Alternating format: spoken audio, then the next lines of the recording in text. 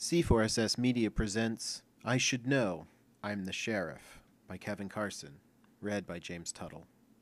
In John Hughes' National Lampoon story, Vacation 58, not the crappy movie based on it, a wrecker operator responds to Clark Griswold's query on the price of towing his car in from the desert, asking, "How much you got?" He helpfully explains to Clark that what he's doing isn't robbery. I should know, I'm the sheriff. I think of that line as I read the news these days. A good example is U.S. President Barack Obama's claim of plenary executive authority to target people, including American citizens abroad, uncharged with any crime, for killing by drones. Attorney General Eric Holder defends this as an administrative due process of sorts. Or, as Stephen Colbert elaborates, due process. It's a process that you do. From what I gather, the process for adding names to the list resembles Antony's victorious triumvirate in Julius Caesar, negotiating their list of enemies to prescribe, "These many then shall die. Their names are pricked. He shall not live. Look, with a spot I damn him."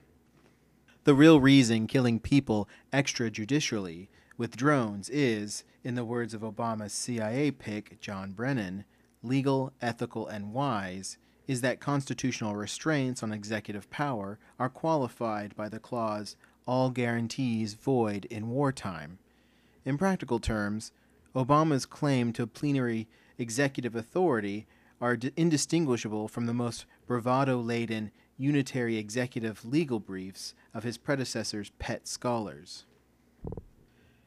And it's not like even supposedly liberal due process hawks on the Supreme Court are prone to overrule such executive claims.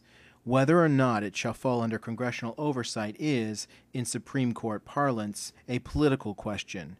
When such authority is challenged by a citizen not actually targeted by it, their state claims lack of legal standing. But if you're actually on the list, well, let's just say it's pretty hard to make a legal case after you find out. So even when the courts admit to theoretical limits to presidential authority, the difficulties associated with finding an actual circumstance under which that authority might be practically challenged would tie Goodell's hair in knots. U.S. Senator Dianne Feinstein proposes a special judicial body analogous to the Federal Intelligence Surveillance Court, FISC, whose sole purpose is to issue warrants for federal wiretaps. Well, that really ought to help. In its entire history, FISC has only once denied a wiretap request. Congress immediately responded by creating the FISC Court of Appeals to overrule FISC.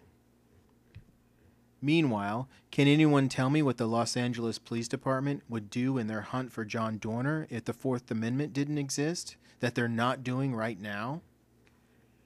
Paper restrictions on state power are laughable when the state's own courts and other officials get to interpret and enforce them.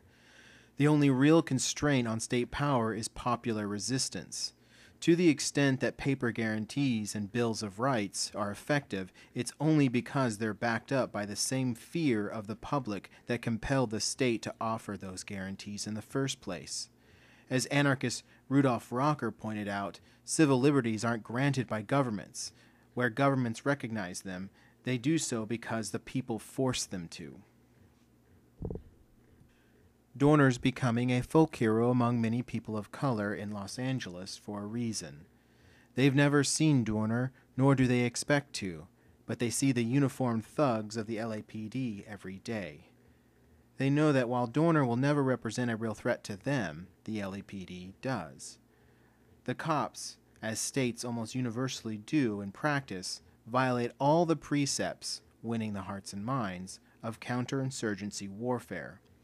It's not much of a stretch for the average Angelino to think that if Dorner is the enemy of these scum, he must be my friend. If there's any restraint on the LAPD's current police riot, it won't come from a court. It will come from their own abject fear of the people they're currently alienating.